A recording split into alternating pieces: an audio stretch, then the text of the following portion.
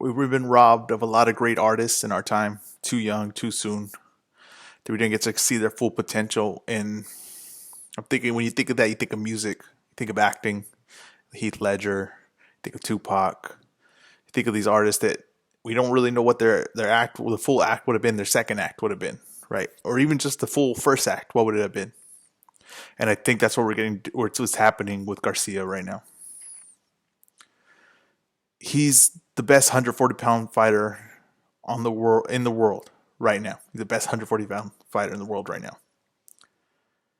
And Mikey's choosing to go to 147. And maybe it's money, right? But I think that there's money fights at 140. But for some reason, there's some point to be proven at 147. He won the fight. He beat Jessie Vargas. Good fight. I really enjoyed the card. I have a new rating on boxing cards that I'm doing, comparing the Fox to DAZN to ESPN. And going into this, I thought the card was a 2. Right? Out of a 4, it's a 2 out of 4. So it's 1 out of 4 system. I thought it was a 2. Coming out of it, I thought the card was an absolute 4. Just entertaining on all ends, competitive fights, good drama, good storylines going forward out of it. But what I took from it, and you could be deceived of that fight,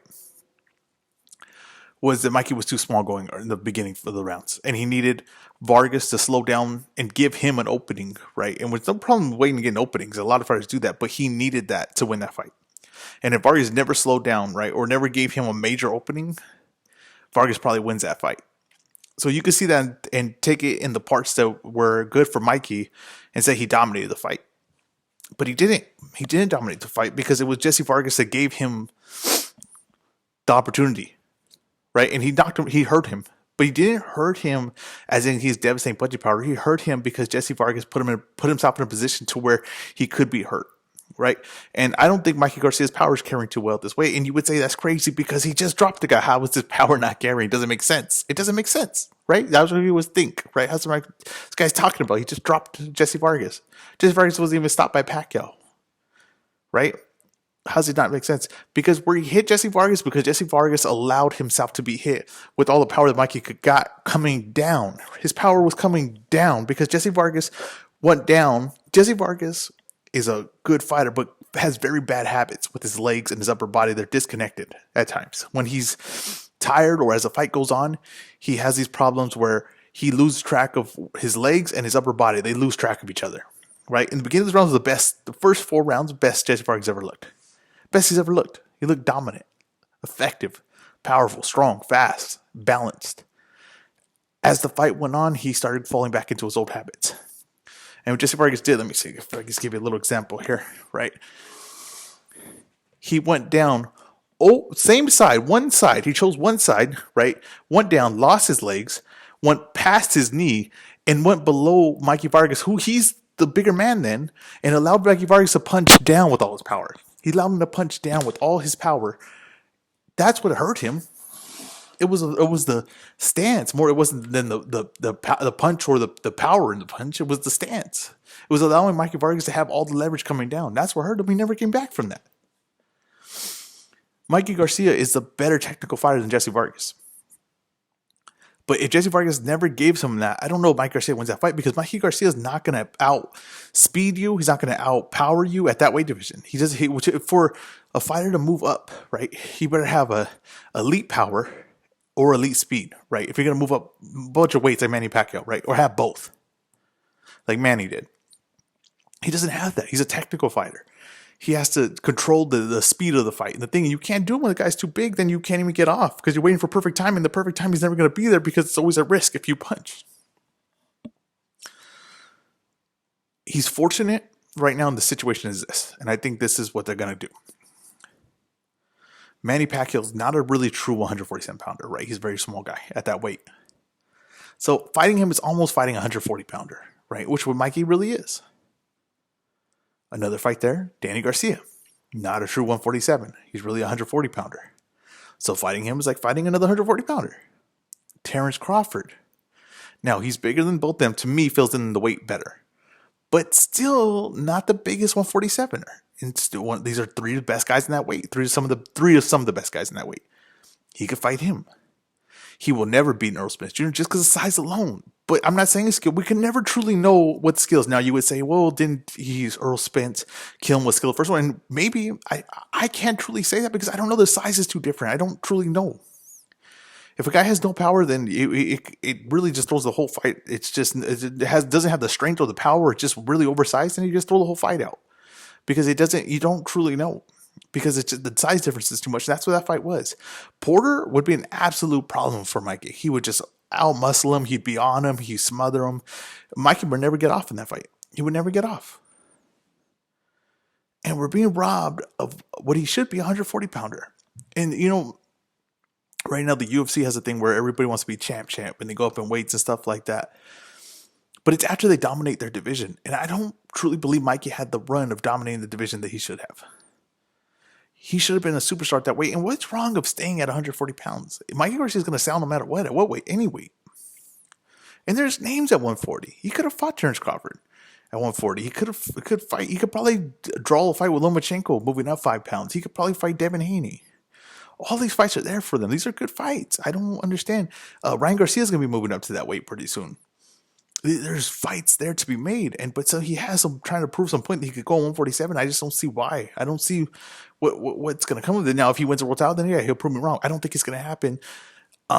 Let's see fights like Pacquiao, maybe. Pacquiao's small, so it would have to be very selective on your fights. But you're never going to be the king of that division, never, because you're going to end up having to fight Earl Spence, Porter, Thurman. They're too big. These men are too big for you. It's not going to work. And I just see that it was a good fight. It was a good win. He beat the best Jessie Vargas ever been. He beat him that day. He dropped him everything. But after he dropped him like that, he still couldn't finish it. Even though Jessie Vargas was out on his feet, he didn't have the power to carry to finish it. Jessie Vargas is actually coming on strong late. You go look at Boxing Rec and just look at the record and say, oh, he won. Unanimous decision, right? You go look at that and just take it out for what it is. But I'm not. I saw the fight. What an excellent card, though. What an excellent card. DAZN put on just a beautiful card that night. Beautiful fighting. That Martinez guy, he's so good. I just call him A. Martinez. I don't know what his first name is, but very good fighter. Very good fighter. I hope he fights in Nuau. I hope they fight each other one day. Just offensively skilled. He gets hit, though, and his legs are very squared. And he can get hit. He can get caught with legs squared like that. You can't get knocked out, but he's just offensively, he's beautiful. He's so loose. And Chocolatito, not done yet because what happened in that fight was when the guy came on Chocolatito and he thought Chocolatito was done and he put all this pressure on him, right? He put all this pressure on him because he thought, I'm just going to outgun him, right? And he's a very skilled boxer, but even if he's faster and everything, his body movement is not as good as Chocolatito is and as crisp as Chocolatito is fighting on that kind of fight on the inside, the crisp punches. Now, even if he's faster, Chocolatito's smoother with his punches. And they're gonna come out smoother. They're gonna come out right after each other, like a weave. Like if he's weaving something, they're coming out right after each other. When this guy's fast, but it's taking a movement. I gotta move and I gotta adjust my body to get these shots. And Chocolatito's not doing that. Chocolatito's just right after each other. You miss one, the other one's coming for you. And he went right in Chocolatito's fight. And once he did that in the first few rounds, it's hard to break that rhythm of what you set. So you set this rhythm, right? You set, I'm gonna be going after the guy. We're gonna dogfight. It's very hard in the middle of a fight to say, well, I'm going to switch now the mentality that I already set the tone in this fight that I'm going to do. And I'm going to get my mind and my body now in the rhythm of moving around in boxing effectively. That's very hard to do. You have to be pretty special to do it. So I knew that when he did that, there was no getting out of it. It was like, okay, we're going to have to win a dogfight now. And Chocolatito's more game than you realize. Chocolatito's there. It was a beautiful night for DAZN. Everything that DAZN kind of wanted to happen. I don't know. I'm pretty sure DAZN has Chocolatito, but everything they needed to happen, that was good. It was good that Josh Chocolatito won. The other guy that he beat's not out of it. Martinez, very good. And the guy he beat's not out of it. That guy's very good. Let me get these guys' names. I want to get the proper shout out. Well, it was just a great card. It really was. It was an excellent card. Garcia versus Vargas. Let's see, Vargas. And what I'm doing is I want to see who's putting out the best cards, because this is a thing where I don't think anyone's really paying attention to. There's no one covering. I told you I made the belts, right? I made the belts. I made a contender system for the belts, right? And there's single belts every weight division. Now I'm doing as I'm grading I'm grading. What we're having is a network war for boxing, right? Like Showtime, HBO, but this one's it's kind of on a grander scale because these are major networks, right? And they're throwing out a lot of cards. And who's really throwing out the best cards? ESPN's been off to a slow start because they haven't put a lot of cards out. They really only have like 2 cards out this whole year so far. Now, but as their cards coming out, they're going to be stronger going forward. PBC came out with a lot of cards. Now they're slowing down a little bit. DAZN's been pretty steady, and that was a great card for DAZN. But it's probably, to me, I think it was probably the second best card of the year.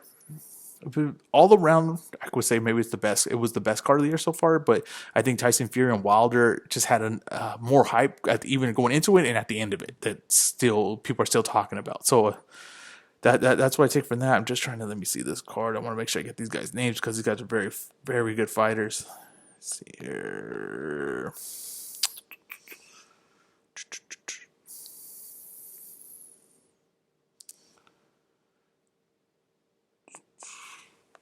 See here. Why don't they have the card? See, that's what I don't like. It's like boxing, they don't like. It's not broken down like the way it should be to me, like where it's easy to find these axes. If I needed a UFC card, I could find a UFC card and I could find all the results for it. And like these ones, it's just like it's so hard to find these things. It's so ridiculous. Let's see here. Oh, Harris. Yeah, that guy was very good. Jay Harris. He was young. That other guy was young, but his game is so tight. Like I don't know, he fights a guy and then they'll be like, I don't know what guy's gonna blow him out in that weight division. He's just so crisp, so tight. There's things that his game is still coming together, and he's such a talented fighter. And with like before back in boxing, he would lose, and you wouldn't hear from the more English guy and everything. No, they have the zone now. They have an English base for their fighting and all that. They have English cards. We're going to see this guy again, and I'm so glad because he's such a talented fighter and put on an excellent fight just against a really good fighter. And if they fight down the line, he can make some changes to actually win that fight. He landed good shots. I'm excited to see this guy going forward. So Harris is very good. I want to see what's the guy's name that fought Chocolito. I know he's the guy that fought Chocolito. Let's see here.